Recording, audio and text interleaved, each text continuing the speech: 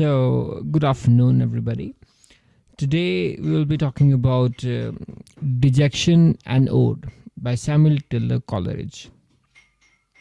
बहुत दिनों से कोशिश की कि ये पोएम जो है ऑनलाइन क्लास के थ्रू पढ़ाई जा सके, but unfortunately due to one reason or another that was not possible.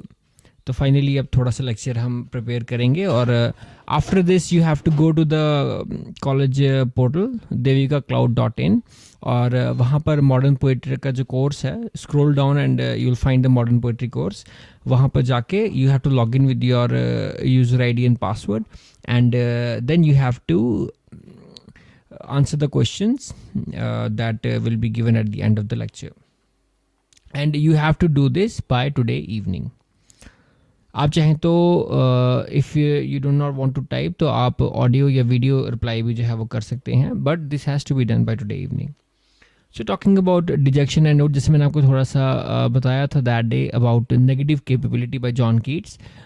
This poem is an expression against negative capability. अब जॉन कीट्स ये कहता है that in every poet, in every artist there is a tendency to fall into despair and desolation.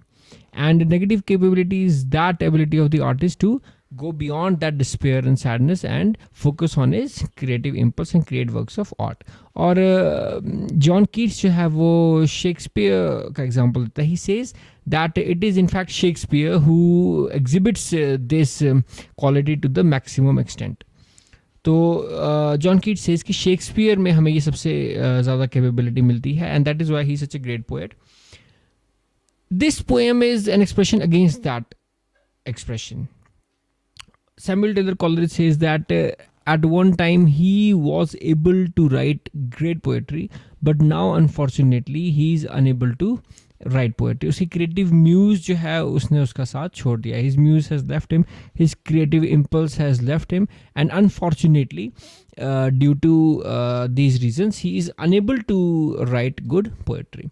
जैसे मैंने आपको पहले भी बताया, इस poem में Samuel Taylor Coleridge is sad because he is unable to write a good poem.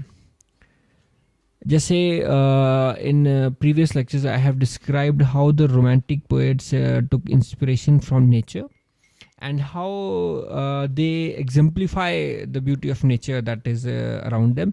इस poem में the poet says that although I still see that beauty, it fails to move me.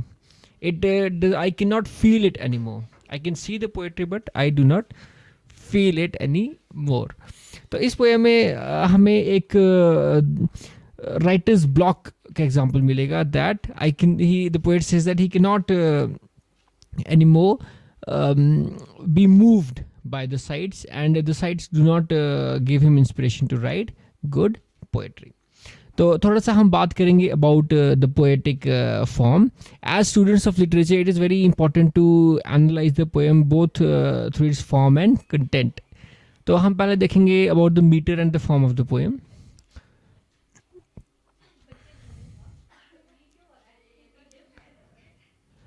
The poem is in long ode stanzas. अब the very title is Dejection and Ode is a poem. It is a song and it is supposed to be sung rather than read, and it is a song that is in praise of someone or something that narrates a story. So Dejection and Ode is basically a poem that tells us about the story of dejection and what the romantics and especially Coleridge feels about that particular emotion. They are in iambic lines, not strict iambic lines as we have seen in the Elizabethan period or the neoclassical period, for example, but nevertheless they are iambic lines plus or minus, and they vary from a trimeter to a pentameter. यानी आपको एक line में 3 या 5 आयाम जो है वो मिलेंगे, and the rhymes they alternate between A, B, B, A and couplets. And obviously there are occasional exceptions, as I have told you before also. The romantics, they refuse to adhere to any standard of poetic diction. और romantic period जो है it is basically a sort of revolution and a revolt against the poetic limitations infused on them, forced on them from the neoclassical period.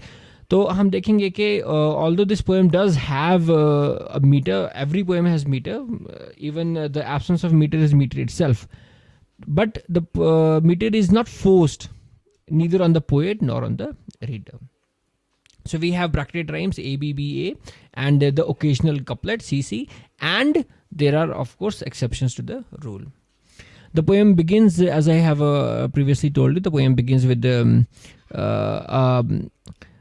allusion to another poem, a ballad of Sir Patrick Spence.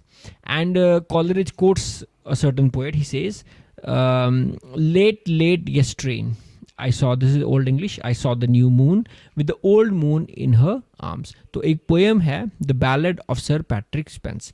And Coleridge ने ये lines कुछ उस poem में से as a prologue use किया हुआ है. As आपको पता ही, I have told you before, prologue means basically before the story.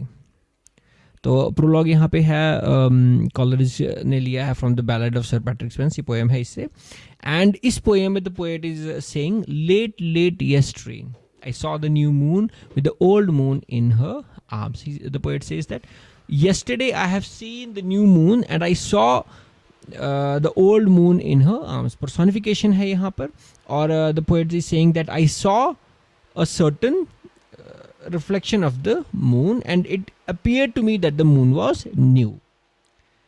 And I fear my master dear, we shall have a deadly storm. And the poet is saying that I saw that moon, the new moon I saw in the sky, and it appeared to me to be an omen.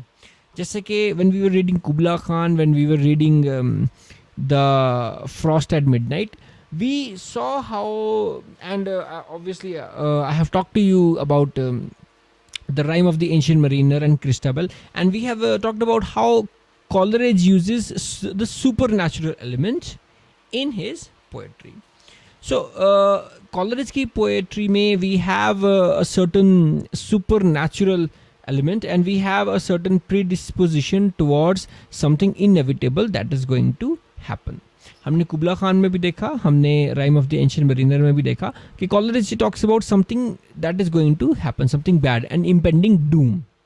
और romantic period में, romantic poetry में ये दोनों चीज़ें हमें देखने को मिलती हैं. Although there is Joy, although there is a Jubilant feeling expression about the beauty of nature that the poet has found, but nevertheless there is also a certain sadness, a certain gloom, a certain predisposition about impending doom, और वही इस poem में हमें है.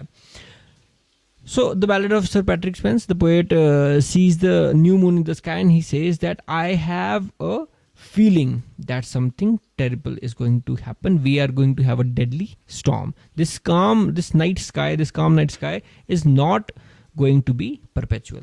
So in the very beginning, Coleridge talks about an omen and something supernatural. And obviously there is personification of the moon here. As students of literature, it is very important that we study the poem from a literary point of view, rather than just trying to understand what it means. Content और form दोनों हमें पढ़ने हैं, and we have to place it in the context of the period that we are studying. तो आपको जो भी आप poem पढ़ेंगे, including this one, you have to understand it from the perspective of the period that it was written in. Now the poem which the lines from the poem which Coleridge has used as a prologue, it is from the story of Sir Patrick Spence, and it is a Scottish ballad from Scotland, and it is about a sailor who drowns with a boatload of Scottish noblemen. And the poem, it ends on a very sad note, much like Coleridge's own poem about sailors, the rhyme of the ancient mariner. And Coleridge uses the epigraph from this poem, he uses it as a prologue, or same he wants to transfer that emotion of impending doom towards his own life as a poet. So perhaps Coleridge is here saying that maybe he has reached the end of his poetic career because he's unable to write a poem. तो यहाँ थोड़ा सा background we have to see. This letter, अच्छा, Now you have to understand one thing, that poets in the romantic period especially, they used to revise their poems extensively. Same चीज हमें we find it every period, and therefore we have Eliot, who will some 200 years later he will have to rewrite the wasteland again and again and again. So same here, this poem originally written in 1802 was written as a letter to his beloved Sarah Hutchinson, but eventually he and the original poem, the original text featured Sarah by name, but eventually in later versions of the poem, Coleridge replaced Sarah with the lady. Originally इस poem में सारा Hutchinson का नाम था, सारा को ये poem जो है वो मुखातिब थी, but eventually the name was replaced by a generic term, the lady, and in the future, later versions of the poem, they were much less personal than the original poem. The original poem was very personal to Coleridge, and the later versions he depersonalized it by using generic terms instead of terms which are very personal to him.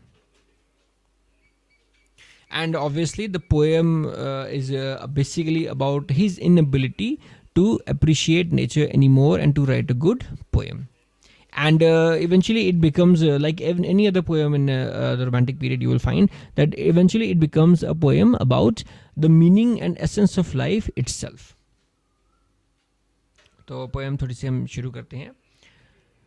Well, if the bard was weather-wise, whom bard means poet, this is old English. And थोड़ा सा note आपको बताता चलूँ, as students of literature you ought to know this. The bard we call in English Shakespeare. He's as we all know, he's the greatest poet in English literature, or the bard. It is a very respectful title and we give it to Shakespeare. Not in this poem, generally I'm saying.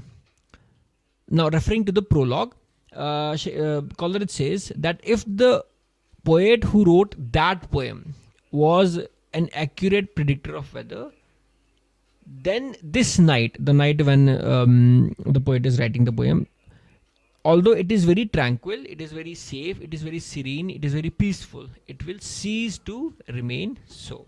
This night so tranquil now will not go hence undroused by winds that ply a busier trade than those which mold yon those clouds in lazy flakes. The poet says that if that poet was correct, and so in a similar fashion this night currently when I am writing the poem will also become roused. यहाँ पे double negative आप देखिए, will not go hence unroused, and a very nice poetic diction here.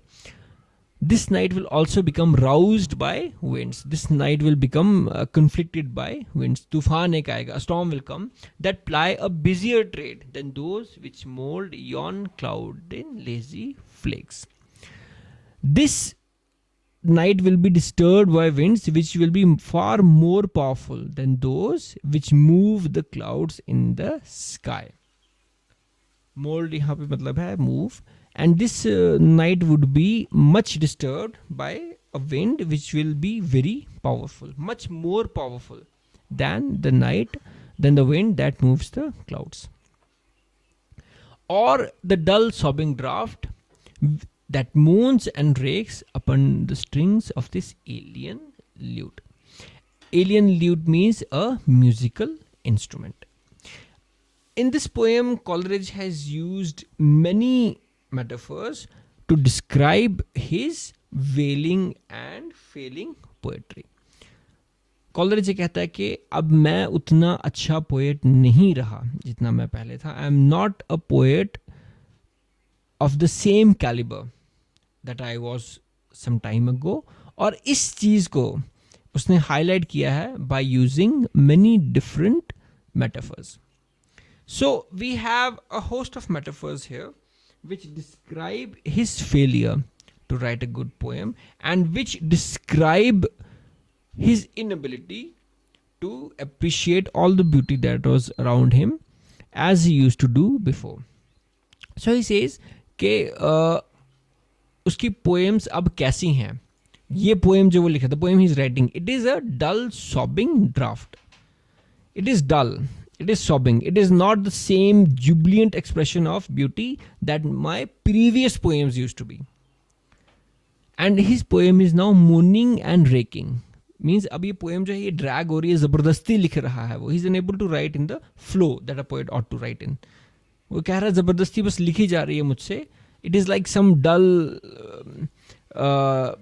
moaning of some musical instrument. यानी अगर कोई musical instrument play कर रहा है but he does not know how to play that musical instrument exactly, it is how he is writing this poem. So the poet says that कोई musical instrument बज रहा हो और ऐसा इंसान बजा रहा हो जिसको आता ना हो बजाना. That is how my poem is, in simple words. और क्या लाइन बोल रहा है देखिए आप स्क्रीन पर. Which better far were mute, the instrument and my pen. Although it is writing a poem, it would have been better if it was mute. Better होता कि मैं ये ना लिखता poem क्योंकि मुझसे लिखी नहीं जा रही है, rather than having written it. Again, you have to understand that this is a metaphor and the poem is replete with imagery. So we see here, this night unroused by winds that ply a busier trade than those which mold yon clouds in lazy flakes. This is an example of imagery in this poem. और imagery क्या है, जैसे मैंने आपको कई बार बताया हुआ है, imagery is basically when the poet he paints an image in front of the eyes of the reader through his words, elaborate metaphors of beauty. That is imagery. और बहुत सारे examples आपको मिलेंगे like this one. So you have to quote these in your poem, in your answer. For lo, the new moon winter bright and overspread with phantom light, with swimming phantom light overspread but trimmed and circled by a silver thread. Now he is himself explaining, describing the beauty outside in the night. रात को वो लिख रहा है, वो चांद की तरफ देख रहा है और जो ब्यूटी है उसको डिस्क्राइब करने की कोशिश कर रहा है. Again this is supernatural imagery. Phantom means ghost and he says although the new moon which is as bright as the moon is in winter and it is overspread with phantom light. The moonlight in the sky, it appears that almost it is ghostly. The moonlight, it appears to have some supernatural power. It appears to as if spread there by a ghost. And the moon with swimming light, phantom light overspread, it appears that it is circled by a silver thread. He's saying the moon, it appears that it is circled by a thread. ऐसा लगता है कि moon के आसपास एक thread है और उसको किसी फैंटम ने, किसी गोस्ट ने he has placed it there. Again, example of supernatural element, supernatural imagery, so much profused in Coleridge's poetry. आपको long answer टाइप आ सकता है. Comment on the poetic diction and literary devices used by Coleridge in his poems. तो आपने example देना है, आपने quote भी करना है, and you have to write कि this is supernatural imagery. He says, I see the old moon in her lap foretelling the coming on of rain and squally blast. Squally means बहुत ज़्यादा, blast means बारिश, बड़ी deep, बहुत ज़्यादा तेज बारिश. Again, imagery here. He says that I see the old moon in the lap of the new moon. I see regeneration, and I think he's predicting that there might be rain. He's looking at the nature, scene of nature outside, and he's saying that there might be rain because of this situation. And oh, that even now the gusts were swelling, and the slant night shower driving loud and fast. And he says that suddenly there is a gust. Gust means बहुत तेज हवा जो है वो चलनी शुरू हो गई है. A very rampant breeze.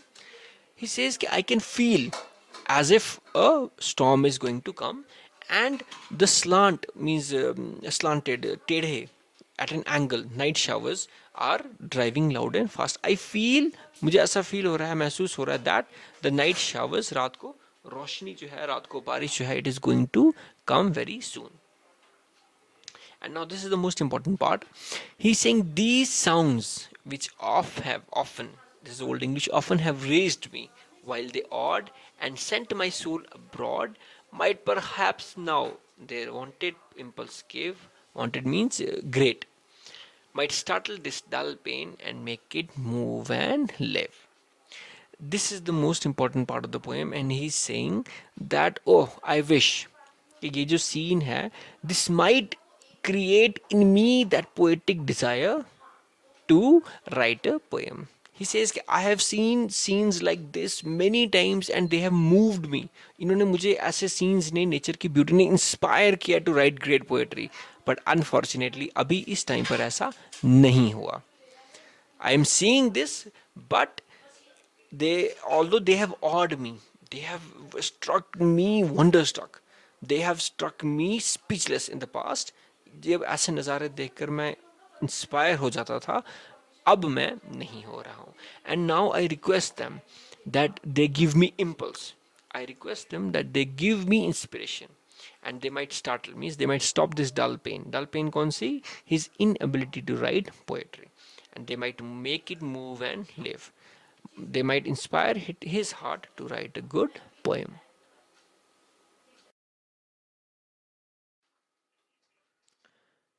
So, coming to part 2,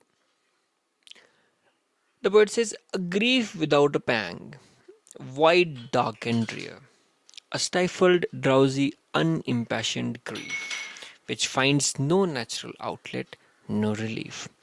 In word or sigh or tear, O lady, in this wan and heartless mood, to other thoughts by yonder throstle wood. Yonder means those. All this long eve, so balmy and serene, have I been gazing on the western sky, and its peculiar tint of yellow green. And still I gaze, and with how blank an eye. Now the poet, he talks about the inability, his inability to write a poem. He terms it as a grief. कॉलर्स यहाँ पे ये कह रहा है that वो inability to write a poem, that is sort of a sadness within him, and that is a sadness which he is unable to describe or put into words properly. Coleridge says that sadness, it is something that is like a grief without a pang. That sadness is something that is infused within him, and yet at the same time it fails to find an outlet. It is like a void. It is dark and dreary. That sadness is like something that is missing inside him. उसको दुख है, मगर कैसा दुख है वो explain नहीं कर पा रहा. एक दुख है, एक खामोशी है, एक सन्नाटा है, जहां पर पहले उसकी पोएट्री होती थी, मगर वो समझ नहीं पा रहा है कि वो कैसा दुख है और वो उस बारे में कुछ कर नहीं पा रहे. He is unable to do anything about it. A stifled, drowsy, unimpassioned grief. Unimpassioned, stifled. Stifled means दबाया हुआ. यानी जब when अगर हमारा कोई जानने वाला, if somebody we know they depart for heaven, अगर उनकी किसी की डेथ हो जाती है, कोई किसी को चोट लग जाती है, कुछ दुख हो जाता है, तो इंसान रोता है, अपनी ग्रीफ को, अपने दुख को व्यक्त करता है, वो एक्सप्रेस करता है अपने ग्रीफ को. But this grief, this inability to write his poetry, this blankness of his mind, it is stifled, it is unimpassioned. ये ऐसा दुख है कि वो रो कर भी अपने दुख को बाहर नहीं ला सकता. This despair, this sadness is something that he cannot even express. वो ऐसा दुख है, वो किसी को बता भी नहीं पा रहा है, वो उस दुख को एक्सप्रेस नहीं कर पा, रो नहीं पा रहा. अगर कोई ऐसा दुख है हमें जिससे हम रो के उसको बिता दें, तो जिसे कहते हैं कि रो कर इंसान को बेटर फील होता है. Even in the concept of the purgation of emotions, we find that the sadness which is in our heart, when we see a tragedy, it comes out. We are freed, we are purgated from it. It is purgatory. But this sadness, it is stifled. Coleridge के लिए क्या है कि ये ऐसा दुख है जो वो व्यतीत बता नहीं पाता और वो अपने दिल से निकाल भी नहीं पाता. It finds no natural outlet and no relief. Unlike traditional sadness, ये ऐसा दुख है कि वो बाहर नहीं आ पा रहा है. in word or sigh or tear. He cannot cry, he cannot express it in words, he cannot sigh. वो अपने दिल को हल्का नहीं कर पा रहा है. He now addresses Sarah Hutchinson and he says, "Oh lady, in this wan and heartless mood, in this blank mood, in this mood where he's heartless, means he's unable to feel, unable to express his emotions. He says that to other thoughts by yonder throstle wood. His blankness is such that they are not even wooed by other thoughts. His blankness of mind is such that no thoughts are coming to him. उसका mind बिल्कुल blank है, बिल्कुल empty, and he's unable to think. All this long evening, so balmy and serene, have I been gazing on the western sky." अब वो क्या बेचारा बोलता है? Throughout today evening, I have been seeing the sky. I have been watching the sky, gazing at the sky, and its peculiar tint of yellow green. Again, imagery here.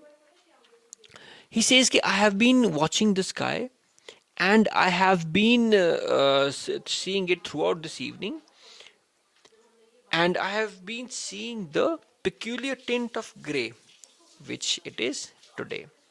It is yellow and green, the sky. And I gaze with how blank, and I, unfortunately, he says, although I am gazing, but my eye is blank. I am unable to appreciate the beauty. दो चीज़ें उसने बोली. Number one, he says कि ये जो grief है, जो दुख है कि मैं पोएट्री नहीं लिख पा रहा हूँ, ये ऐसा है कि मैं इसको दिल से बाहर नहीं निकाल सकता. I am unable to purge my heart of it. And दूसरी चीज़ वो बोलता है कि I have been seeing the sky since evening, but I am unable to appreciate its beauty, which I have done many times before. Again, imagery here.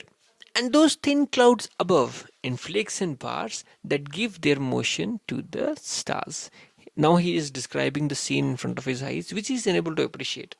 He says, "Ke the clouds, they are moving, they're playing hide and seek with the clouds. The clouds and the stars, they're playing hide and seek, and they are playing with each other.